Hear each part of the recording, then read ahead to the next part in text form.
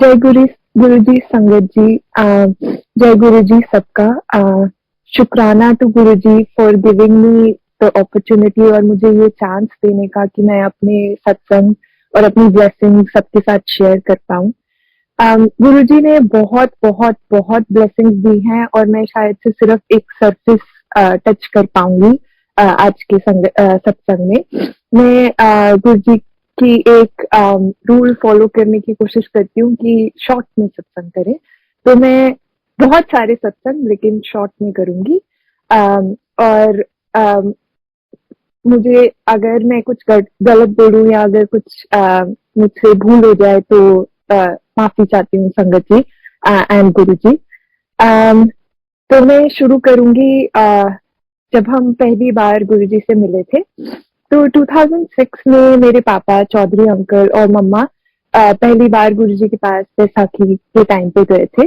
जैसा कि आपने शायद उनके सत्संग में सुना होगा कभी। तो वो पहली बार खुद अकेले गए थे बिना मेरे और मेरे भाई के, और कुछ टाइम तक वो अकेले ही जाते रहे, शायद 1-2 महीने तक, और बहुत लेट वहां से आते थे। बट हमें बताते थे कि हम ऐसे गुरु जी के पास जा रहे हैं, वहां लंगर मिलता है, शब्द मिलते सुनने को मिलते हैं वगैरह, सब कुछ डिस्क्राइब करते थे, लेकिन हमें लेके नहीं गए कुछ टाइम तक। उस कुछ टाइम के बाद उन्होंने कहा चलो अब तुम्हें भी लेके चलते हैं। तो पहली बार जब मैं गई वहां पे तो बाहर खड़े थे हम लाइन में, और पापा ने मुझे कहा कि ये बहुत पावरफुल गुरुजी है बेटा, आपको कुछ भी मांगना हो तो आप इनसे मांग लेना। तो मेरे दिमाग में थोड़ा सा ऐसे था कि जैसे जनरली मंदिर जाते हैं, कुछ गुल्लक में पैसे डाले, मांग लिया भगवान से, दिया नहीं दिया कुछ फर्क नहीं पड़ता। तो उस तरह उसी एटीट्यूड के साथ में मैंने सोचा कि कुछ मांगना है। तो मैं टीनेजर थी उस टाइम, 12th स्टैंडर्ड में थी, तो फेस पे पिंपल्स वगैरह होते थे, तो मैंने सोचा कि ये मांग दूंगी कि ये पिंपल्स हटा दे। तो वहां गई, मत्था टेका गुरुजी के आगे। मैंने अभी मुंह खोला भी नहीं, कुछ कहा भी नहीं, गुरुजी ने बहुत जोर से डांटा और बोला मंगिया ना कर, कम खराब कर लेंगी।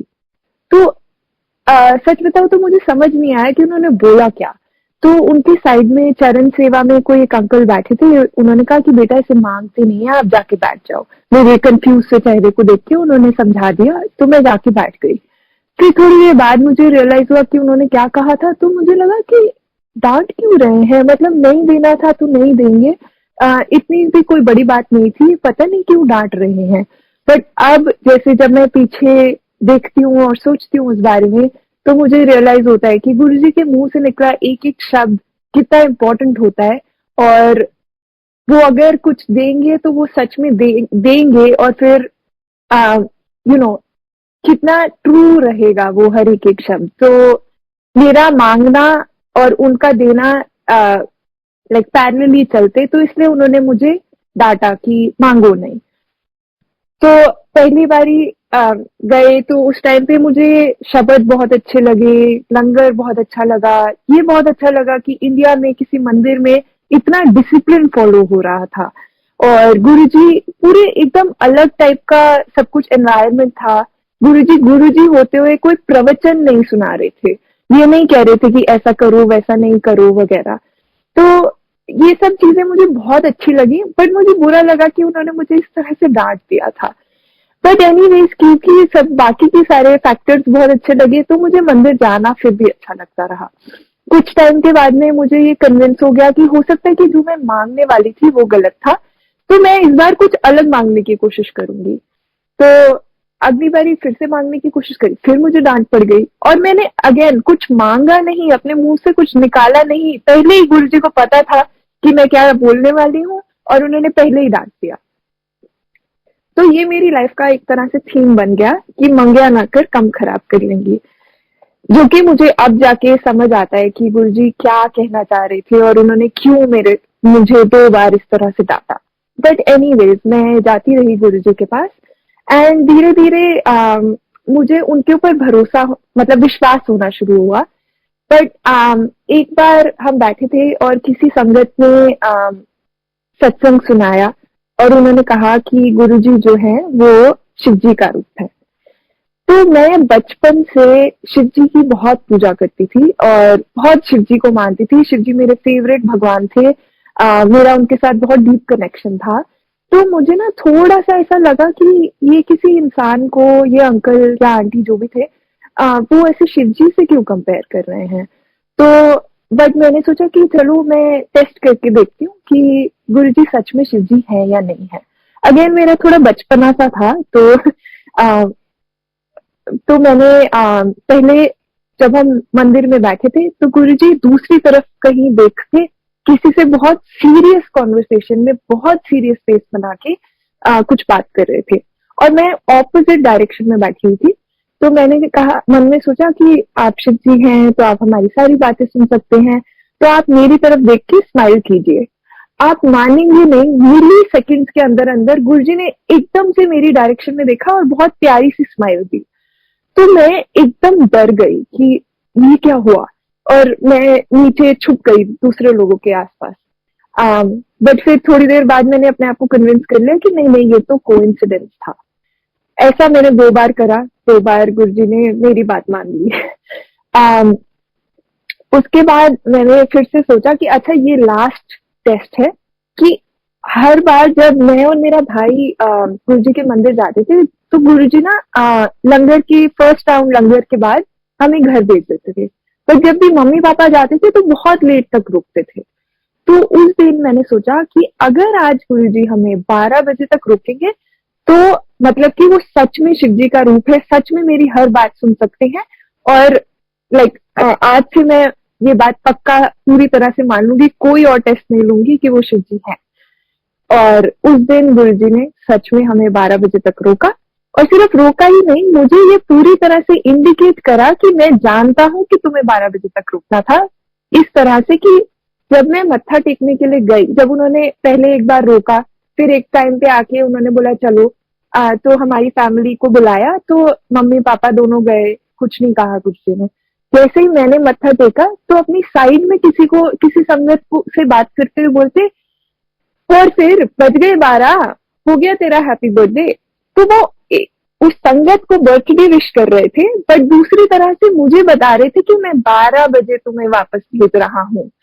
एंड उस दिन के बाद से मुझे पूरी तरह से भरोसा हो गया कि ये शिव जी ही है।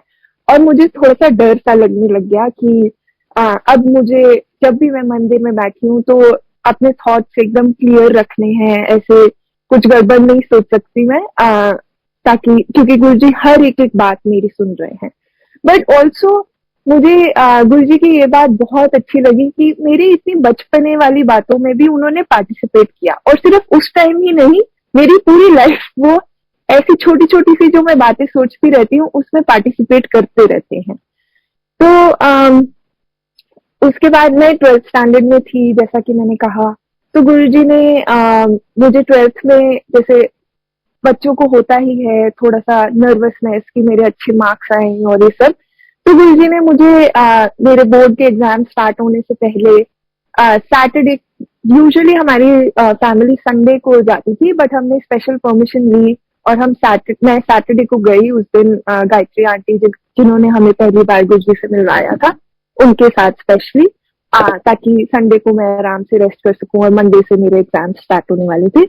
तो गुरुजी ने ब्लेसिंग्स करी, मुझे बोला कि मतलब मुझसे बात करी कि कौन सा एग्जाम है, अच्छा चलो ऐश करो, ब्लेसिंग हो गई। और फिर एक्स्ट्रा कड़ा प्रसाद खिलाया उस रात को, और मेरे 12th में अच्छे मार्क्स आए, जिस तरह से मेरी पढ़ाई होती थी उसके हिसाब से ठीक ठाक मार्क्स आए। उसके बाद 27 मई 2007 को गुरुजी ने हमारे घर पे सत्संग कराया था, जस्ट चोला छोड़ने से कुछ दिन पहले।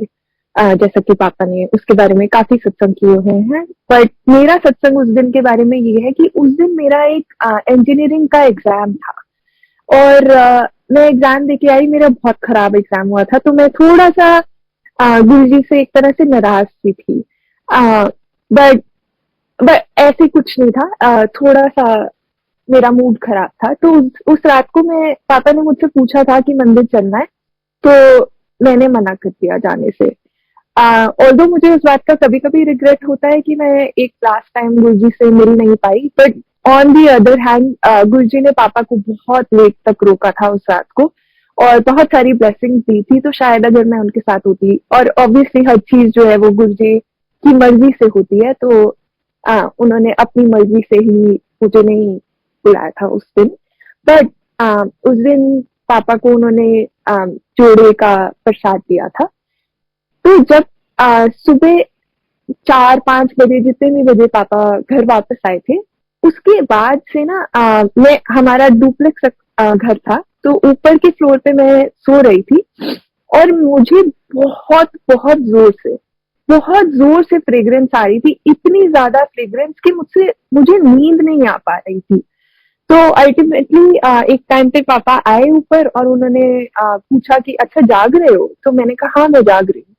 तो उन्होंने कहा आओ मैं दिखाता हूँ मुझे क्या मिला है। तो उन्होंने मुझे बताया कि जोड़े का प्रसाद मिला है, और तब मुझे समझ आया कि इतनी स्ट्रॉन्ग फ्रेग्रेंस मुझे कहाँ से आ रही थी। तो हाँ, तो हमें गुरुजी ने इतनी बड़ी ब्लेसिंग दी। चूल्हा छोड़ने से कुछ टाइम पहले गुरुजी ने मतलब मेरी क्या मैं आगे पढ़ाई करूंगी वगैरह, हमने उनसे पूछा था। तो गुरुजी ने पहले मुझे लॉ करने को बोला, बट हमने पूछा कि इंजीनियरिंग कर ले, क्योंकि मेरा लॉ करने का कोई प्लान नहीं था। तो गुरुजी ने कहा हाँ चलो इंजीनियरिंग कर लो, कोई बात नहीं। तो इंजीनियरिंग के लिए तो उन्होंने ब्लेस कर दिया, बट उन्होंने साथ में ये भी बोला कि घर से बाहर नहीं जाना। तो बट मैं कोई बहुत अच्छी स्टूडेंट नहीं थी, ना मेरे कोई बहुत ज्यादा अच्छे मार्क्स आते थे, तो मेरा कोई बहुत अच्छे कॉलेज में आसपास में हो नहीं पाया एडमिशन। जहाँ हुआ वो काफी दूर का कॉलेज था, एक साउथ इंडिया में कोई कॉलेज मिला, बट उसकी एक ब्रांच थी जो कि मैं जगह भूल गई हूँ, बट नोएडा से कुछ 2-3 घंटे दूर थी। तो घर से कम्यूट करना तो पॉसिबल नहीं था उस कॉलेज में भी। बट हमने फिर भी कोशिश करी, हमने सोचा चलो वीकेंड पे आके एक तरह से घर पे रह रहे हैं टाइप हो जाएगा। बट अल्टीमेटली जैसे कि गुरुजी ने निकालना ही था रास्ता घर पे रहने का, तो उन्होंने निकाल दिया, और मेरा गुड़गांव में कॉलेज में एडमिशन हो गया। घर से बाहर नहीं जाना ये कब तक के लिए लास्ट करेगा ये भी हमें नहीं कोई आइडिया था, क्योंकि गुरुजी ने चोला छोड़ दिया। बट एनीवेज मैं ये कॉलेज जाती रही, और फिर गुरुजी ने एक टाइम पे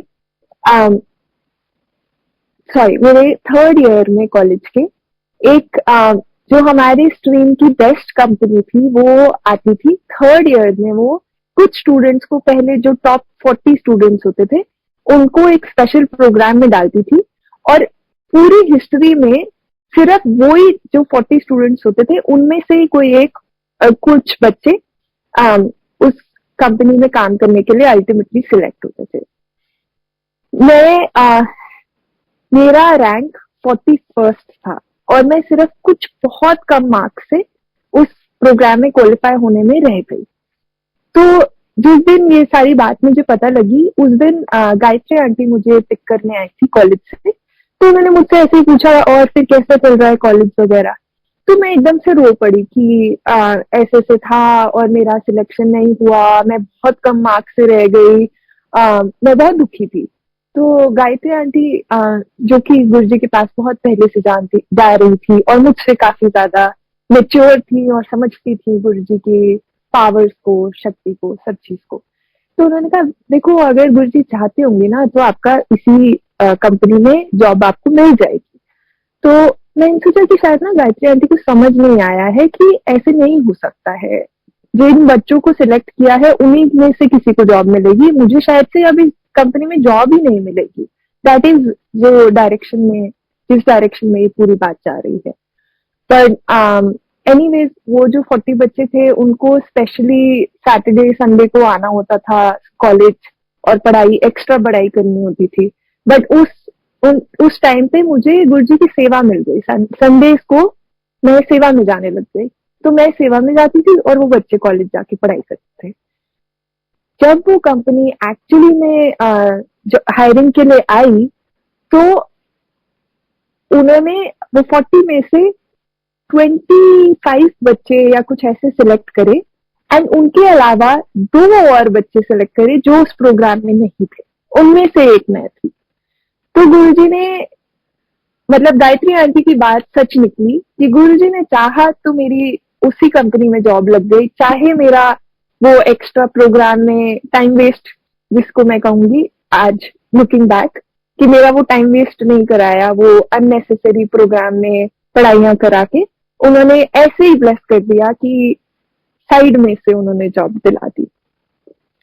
उसके बाद जब मेरी वो कंपनी में जॉब लग गई तो मुझे गुरुजी ने सिर्फ पूरे मेरे कॉलेज में से सिर्फ मैं अकेली थी जिसको एक ऐसी टीम में डाल दिया जो कि यूके जाने वाले थे, लंदन, काम के लिए 3-4 महीने के लिए।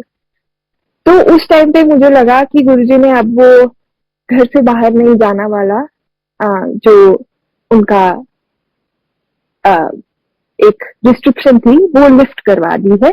अब मैं घर से बाहर जा सकती हूँ शायद। तो मैं गई और सब ठीक रहा और वापस आ गई। उसके बाद काफी टाइम तक मैं सेवा में जाती रही गुरुजी के, बट एक पॉइंट पे आके सेवा बंद हो गई मेरी, जिस रीजन से। तो उस टाइम पे मेरा बहुत मन था कि आगे कुछ पढ़ाई करूं, कि मैं एमबीए करूं। बेसिकली मेरा इंजीनियरिंग से थोड़ा सा मन हट चुका था, जो शायद से गुरुजी को पहले से ही पता था, बट उन्होंने फिर भी मुझे उस डायरेक्शन में जाने दिया। तो मैं एमबीए करना चाह रही थी, बट मैं अगेन बहुत कोई पढ़ाई में बहुत अच्छी नहीं थी, तो वो आईआईएम वगैरह तो मुझसे शायद से क्लियर नहीं हो पाता। बट एनीवेज मैंने पढ़ाई करना स्टार्ट कर दिया अपनी एमबीए के लिए, क्योंकि अब संडे थोड़े फ्री हो गए थे मेरे, मैं मंदिर तो जा नहीं पा रही थी। तो मम्मी पापा ने भी एनकरेज करा कि हाँ बेटा पढ़ाई कर लो, अपने आप से जीमैट वगैरह की तैयारी कर लो। तो मैंने तैयारी करी और मेरा जीमैट में ठीक ठाक मार्क्स आ गए। एंड फिर मैं पढ़ाई करने के लिए बाहर जाना चाहती थी, तो मैंने बहुत सारी यूनिवर्सिटीज में देखा कि क्या सिस्टम है वगैरह, बट मैं बहुत ज्यादा पैसे नहीं स्पेंड करना चाहती थी उस पे। तो मैं स्कॉलरशिप्स की कोशिश कर रही थी। अल्टीमेटली गुरुजी ने मुझे स्कॉलरशिप दिला दी, और स्कॉलरशिप ही नहीं, 90% स्कॉलरशिप दिला दी। तो मतलब ऑलमोस्ट मेरा जो पढ़ाई थी वो ऑलमोस्ट फ्री करा दी उन्होंने। और मैं यूएस आ गई। यूएस में अपस्टेट न्यूयॉर्क में यूनिवर्सिटी में आई, वहां पढ़ाई करी। उसका ना बहुत ज्यादा नाम नहीं था यूनिवर्सिटी का, बट क्योंकि मुझे 90% स्कॉलरशिप मिल रही थी, तो मैंने इसी यूनिवर्सिटी पे स्ट्रिक्ट रही कि कोई बात नहीं, अगर मुझे जॉब नहीं भी मिलेगी बाद में तो भी कोई बात नहीं, एटलीस्ट एक ठीक ठाक यूनिवर्सिटी से ठीक ठाक डिग्री वगैरह लेके तो मैं वापस ही आ जाऊंगी अगर नहीं मिला कुछ तो बट मेरे मार्क्स वगैरह अच्छे आए, मैं पढ़ाई में अच्छी हो गई एक्चुअली यहाँ आके। एमबीए अच्छे से मार्क्स वगैरह के साथ करा। उसके बाद जब आप ग्रेजुएट करते हो यहाँ यूएस में, तो आपको ना एक कुछ टाइम पीरियड मिलता है, आई थिंक 60 डेज या कुछ ऐसा, जिसके अंदर अंदर आपको जॉब ढूंढनी होती है और आपको एक डेट बतानी होती है, ऐसे ही गेस करके ग्रेजुएशन के बाद कुछ नंबर ऑफ डेज के अंदर अंदर, कि कब आप अपनी जॉब स्टार्ट करोगे। तो लोगों को ऐसी रैंडम कैलकुलेशंस करनी होती है कि कब हमें जॉब मिलेगी टाइप। तो अब कुछ जून या जुलाई की डेट अगर चूज करनी हो तो हम लोग क्या ही चूज करेंगे, 7 जुलाई। तो मैंने 7 जुलाई की डेट चूज कर ली कि मेरी जॉब 7 जुलाई को लग जाएगी। उसके बाद मैं काफी टाइम तक इंटरव्यूज वगैरह देती रही, कोशिश करती रही, थोड़ा मुश्किल रहा, बट अल्टीमेटली गुरुजी ने मुझे जॉब दिलवा दी। अपनी कॉलेज की एक मेरे यूनिवर्सिटी के किसी एक सीनियर ग्रेजुएट पर्सन के थ्रू, जो कि ईवीपी था उस कंपनी में, उसने खुद मुझे मैसेज करा और पूछा तुम्हें जॉब चाहिए क्या, जो कि कभी नहीं होता है। कौन अपनी तरफ से आके पूछता है किसी ग्रेजुएट हुए बच्चे से जिसको कोई एक्सपीरियंस नहीं है एमबीए में, उससे खुद पूछ रहा है वो कि तुम्हें जॉब चाहिए। तो मैंने उसको हाँ बोल दिया और गुरुजी ने ऐसी ब्लेसिंग करी कि इंटरव्यू के टाइम पे मुझे पता नहीं एक अलग ही कॉन्फिडेंस आ गया और मैं ऐसे से जवाब दे रही हूँ जो बाद में मैं सोच रही हूँ मुझे इस बारे में पता भी था, मैंने कहाँ से ये आंसर दे दिया। बट एनी गुरुजी ने ब्लेस किया है तो होना ही था। और 7 जुलाई को, जो कि वेंसडे या कुछ ऐसा था, नॉर्मल दिन नहीं था जॉब स्टार्ट करने का, बट उन्होंने मुझे बोला 5 जुलाई को स्टार्ट कर सकते हो। मैंने कहा नहीं, मैं 7 को स्टार्ट करूंगी। उन्होंने कहा हाँ ठीक है कोई बात नहीं, 7 को आप स्टार्ट करो। तो मैंने 7 जुलाई को अपनी यहाँ पर जॉब स्टार्ट करी। उसके बाद यहाँ पर एक लॉटरी सिस्टम होता है जिसमें आपको H1B का वीजा वगैरह लॉटरी में निकलता है। तो अब लॉटरी मतलब कि गुरुजी की मर्जी। तो मैं अपनी जॉब के साथ में मैंने अप्लाई करा वो लॉटरी में। उसके बाद मतलब मैं थोड़ी सी डाइसी थी, तो मैं अपनी लाइफ में कोई ज्यादा चेंजेस नहीं कर रही थी, जैसे घर में कुछ फर्नीचर खरीदना हो या कुछ छोटी मोटी चीज खरीदनी हो। तो आई वाज लाइक नहीं नहीं, पता नहीं है कि मैं रुकूंगी यहाँ इस कंट्री में या नहीं, ये तो गुरु जी की मर्जी है। तो काफी सारे इंडियन बच्चे जो होते हैं वो कुछ अलग जुगाड़ निकाल लेते हैं यहाँ रुकने का, जिसमें कि मेरे काफी सारे फ्रेंड्स भी बोल रहे थे कि अगर नहीं लगा पहली बारी में हमारा वीजा तो हम कुछ और ट्राई कर लेंगे। बट मैं अपने दिमाग में क्लियर थी कि मैंने गुरुजी से क्योंकि मांगना भी नहीं है, जो गुरुजी देंगे वो चुपचाप से ले लेना है। तो अगर गुरुजी चाहेंगे तो मेरा पहली बारी में ये लॉटरी में निकल आएगा नाम, और अगर नहीं आया तो क्लियर इंडिकेशन है कि गुरुजी नहीं चाहते हैं कि मैं यहाँ रुकूं, तो मैं नहीं रुकूंगी और मैं वापस आ जाऊंगी। तो इस सब में बीच में एक टाइम पे क्या हुआ, मैं ड्राइविंग लाइसेंस लेने गई। तो एक एक बार गई, उन्होंने मुझे कुछ डॉक्यूमेंट नहीं था ऐसा कह के वापस भेज दिया। और मैं न्यूयॉर्क जर्सी सिटी एरिया में रहती थी, तो मेरे पास कोई गाड़ी नहीं थी, मैं ऐसे ही ड्राइविंग लाइसेंस लेने गई थी। एक बार दोबारा मैं गई तो मैं सैटरडे को सुबह सुबह 7 बजे पहुंच गई। मैं लाइन में लगी, पूरा प्रोसेस एक एक पॉइंट कंप्लीट कर लिया, फिर वो दूसरी लाइन में लगा देते हैं। बट वो 12 बजे तक उनका विंडो जो है वो क्लोज हो जाता है। तो मैं लाइन में सेकंड लाइन में जब खड़ी थी तो मेरा नंबर बहुत पीछे का था, कुछ 60-70 कुछ ऐसे करके नंबर था।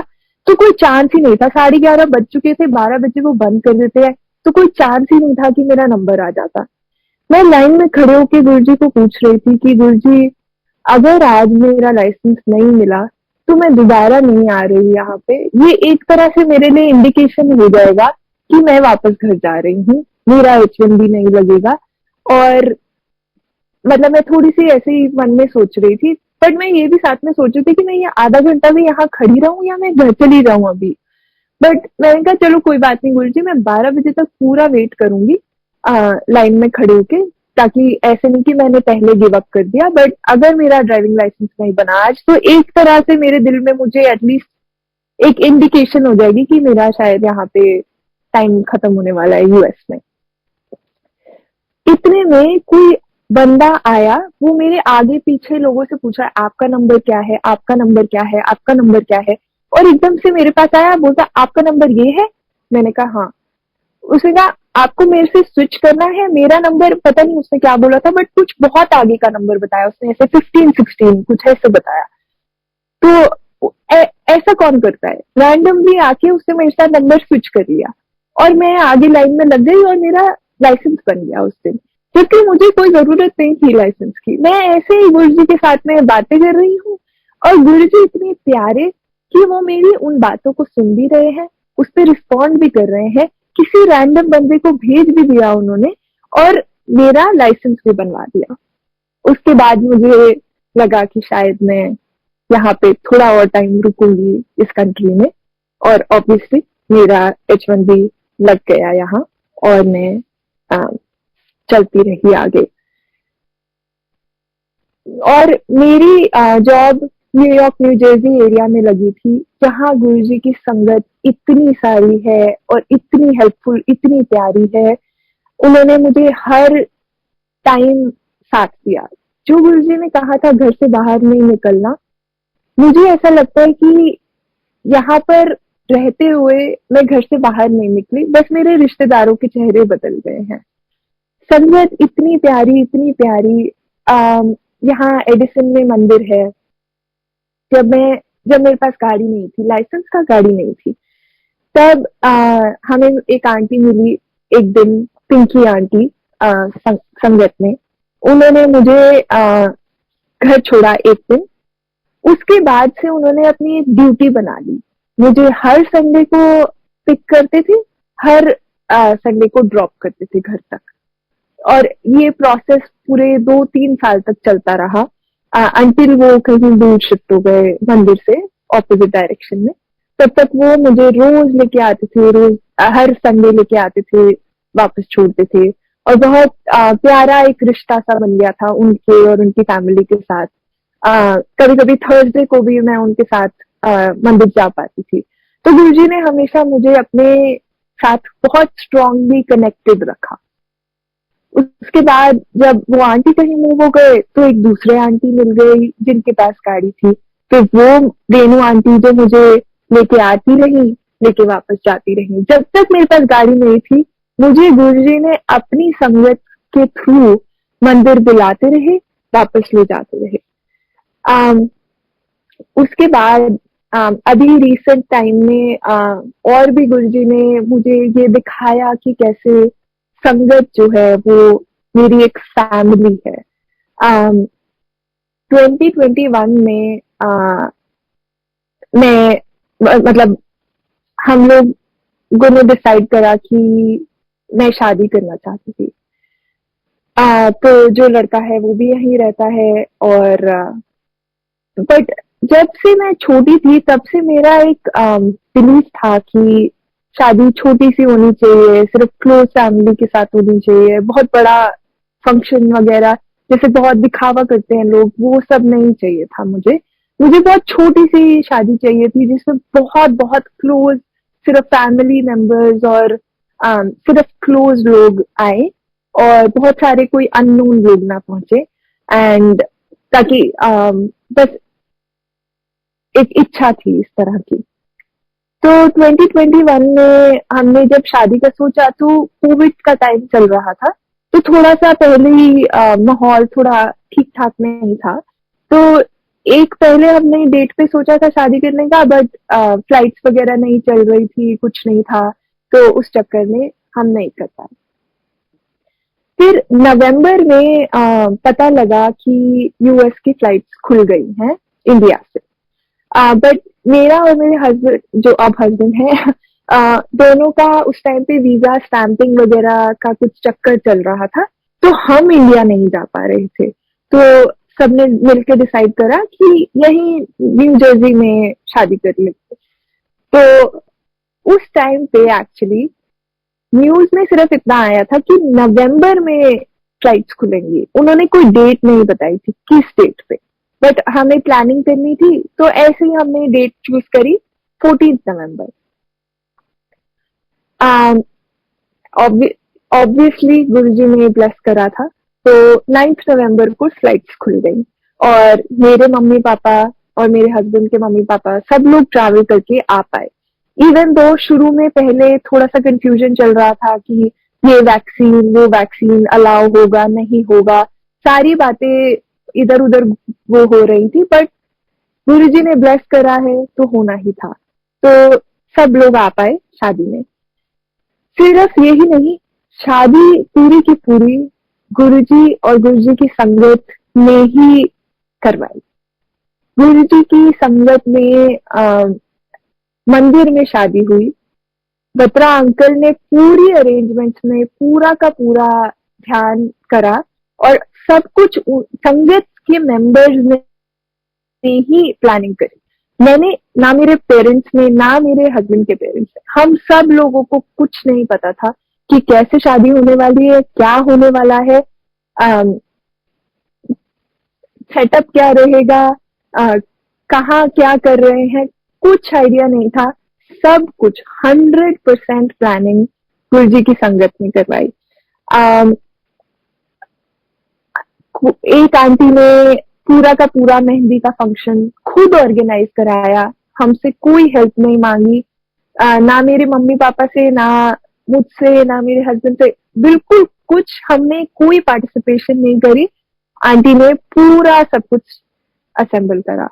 बत्रा अंकल ने पूरी सारा सेटअप मंदिर के अंदर और जहां हमारी रिसेप्शन होनी थी वहां का सब कुछ उन्होंने डिसाइड करा, और सब कुछ उन्होंने बहुत बहुत ब्यूटीफुली, जैसे कि मैं उनकी खुद की बेटी हूँ उस तरह से उन्होंने पूरी अरेंजमेंट्स कराई, इतने दिल के साथ, इतनी एनर्जी के साथ, इतनी हेल्प करी कि मुझे ऐसा लगा कि लिटरली फैमिली मेंबर्स भी शायद से इससे ज्यादा इतना नहीं कर पाते जितना यहाँ की संगत के लोगों ने हमारी हेल्प करी, हमारा सब कुछ अरेंजमेंट्स कराया। एंड जब मैं इंडिया में थी और गुरुजी ने चोला छोड़ दिया था, उस टाइम पे मुझे कभी कभी बहुत, जब मैं किसी संगत की शादी में जाती थी तो कभी कभी बहुत ना अजीब सा फील होता था कि जब मैं शुरू में मंदिर जाती थी और सत्संग सुनती थी लोगों के, और लोग बताते थे, जैसे जो जो कई कई सालों से गुरु जी के साथ जुड़े होते थे, तो वो बताते थे कि हमारी पूरी लाइफ में किस तरह से गुरुजी ने उन लोगों की हेल्प करा, कैसे उनकी शादी हुई या बच्चों की शादी हुई या बच्चे हुए या जो भी हुआ, पूरी लाइफ टाइम जो थी वो गुरुजी ने अपने हिसाब से प्लान करी, कैसे गुरुजी हर एक एक स्टेज में इन्वॉल्व थे, कितने लोगों की शादी गुरुजी ने अटेंड करी। तो वो सब मैं सत्संग सुनती थी, तो उस टाइम पे मैं ऑटोमेटिकली एज्यूम करती थी कि ऑब्वियसली मेरी शादी में गुरुजी आएंगे।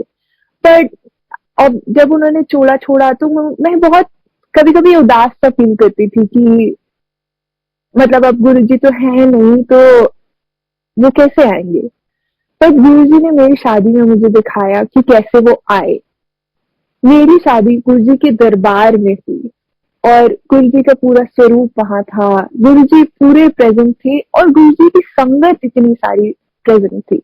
उसके अलावा सारी संगत में इतनी खुशी और इतनी एनर्जी थी जो कि जब मैं छोटी थी तो मैं सोचती थी कि कोई बाहर के लोग नहीं आने चाहिए, पर संगत जब आई तो मुझे रियलाइज हुआ कि ऐसे बाहर के लोग जिनको शायद मैं पर्सनली नहीं जानती, बट जो गुरु परिवार का पार्ट है, ऐसे लोग आए मेरी शादी में, इतनी खुश रहे, इतने अच्छे से उन्होंने सेलिब्रेट करा कि मुझे बहुत बहुत ब्लेसिंग्स है गुरु जी की। मुझे उस दिन रियलाइज हुआ कि किस तरह से मैं गुरु जी की बेटी हूँ, जो कि गुरु जी ने एक टाइम पे मेरे पापा को कहा था कि ये शादी कुड़ी है। ये बात मुझे उस दिन अच्छे से नजर आई कि गुरु जी ने सच में मुझे अपनी बेटी माना है, सच में वो मुझे बहुत बहुत प्यार करते हैं। फिर हाँ, हमारी शादी हुई। और उसी टाइम पे जब हमारी शादी का प्लानिंग चल रहा था, उस टाइम पे गुरुजी ने एक और चीज मेरी लाइफ में चेंज करी, मेरी जॉब नहीं उन्होंने दिलवा दी, और उसका टाइमिंग उन्होंने इतना परफेक्ट रखा कि शादी के टाइम पे मेरी कोई जॉब नहीं थी और मैं एकदम फ्रीली घूम सकती थी, but at the same time मुझे पुरानी जॉब से कुछ सैलरी वगैरह एडजस्टमेंट की वजह से वो आ रही थी। तो ऐसा भी नहीं था कि मुझे कोई स्ट्रेस था, बट एकदम फ्री माइंड से मैं अच्छे से सब कुछ एंजॉय कर पाई, और गुरुजी ने एकदम परफेक्टली हर चीज प्लान करी उस पर्सपेक्टिव से। उसके बाद अभी रिसेंटली और मेरे भाई की भी शादी होनी थी उस टाइम पे, एंड अगर मेरा वो H1B स्टैंपिंग का कुछ इशू चल रहा था, तो ऑब्वियसली मेरा भाई चाहता था कि मैं उसकी शादी अटेंड करूं, और क्योंकि वो वीजा स्टैंपिंग के लिए डेट्स वगैरह का सब कुछ इतना चक्कर चल रहा था, तो कोई प्लानिंग नहीं हो पा रही थी। तो एक दिन मैं और मेरा भाई बात कर रहे थे, तो मैंने उसको बोला कि यार तुम लोग डिसाइड कर लो डेट, और गुरुजी की मर्जी है, अगर उन्होंने चाहा तो मैंने आना ही है, हम दोनों ने आना ही है, मेरे हस्बैंड ने और मैंने, हमने आना ही है, तो हम डेट डिसाइड कर लेते हैं, फिर गुरुजी पे छोड़ देते हैं कि क्या होगा। तो डेट डिसाइड हो गई शादी की उनकी, और एज गुरुजी विश हमें H1B की स्टैंपिंग की डेट मिली, एकदम परफेक्टली सब कुछ हम कर पाए, एकदम टाइम पे मैं अपने भाई की शादी पे पहुंच पाई, अपना स्टैंपिंग करवा पाई। इनफैक्ट मैं गुरुजी का मंदिर खुला था अभी जब शिवरात्रि पे, तो उस दिन मैं पहले दिन जिस दिन खुला मंदिर उस दिन जाके गुरुजी की ब्लेसिंग्स भी लेके आ पाई और और फिर होली भी सेलिब्रेट कर पाई अपनी फैमिली के साथ आफ्टर सो मेनी इयर्स। तो गुरुजी हर एक एक छोटी से छोटी और बड़ी से बड़ी बात में मेरी लाइफ में पार्टिसिपेट करते हैं और मेरी जिंदगी का जो उन्होंने एक थीम दिया था कि मंगया ना कर कम खराब कर लेंगी, उस पे बहुत अच्छी तरह से मैं चल पा रही हूँ अभी तक कि मैं गुरु जी से कुछ मांगती नहीं हूँ, पर जो मैं सोचती हूँ उससे कई कई कई ज्यादा गुरु जी मुझे ब्लेस कर देते हैं। तो अब जब मैं पीछे मुड़ के देखती हूँ और सोचती हूँ इस बारे में कि गुरु जी ने मुझे डांटा था कि मंगया ना कर कम खराब कर लेंगी, उसका क्या मीनिंग था? उसका मीनिंग ये था कि मुझे नहीं पता है कि गुरुजी मुझे कितना कुछ देना चाहते हैं, कितनी बड़ी चीजें देना चाहते हैं और मेरी सोच नहीं पहुंच पाएगी उस तक। तो इसलिए गुरुजी ने मुझे डांटा था और बोला था कि मंगया ना कर कम खराब कर लेंगी, तुम तुम्हें नहीं पता है कि तुम्हें क्या मिलना है और मैं जानता हूँ कि कितना कुछ तुम्हें मैं दे सकता हूँ अगर तुम मांगना छोड़ दो तो। तो इस वजह से मैंने ये पूरी पॉलिसी अडॉप्ट कर ली है अपनी जिंदगी में कि मैं गुरुजी से कभी कुछ नहीं मांगूंगी और गुरुजी मुझे ब्लेस करते रहेंगे। बस अभी के लिए इतना ही और थैंक यू और शुक्राना टू गुरु जी कि उन्होंने मुझे अब तक ब्लेस किया है और मैं बहुत बहुत उनसे बस यही प्रार्थना करती रहती हूँ कि आगे भी मेरी जिंदगी में बस ब्लेसिंग देते रहें और सब कुछ ठीक रखें और नहीं भी ठीक रखे तो बस मेरा हाथ थामे रहें और मेरे साथ चलते रहें और आ, बस अपने अपने पास रखें, अपनी संगत के पास रखें, अपनी ब्लेसिंग्स मुझे देते रहें। जय गुरु जी।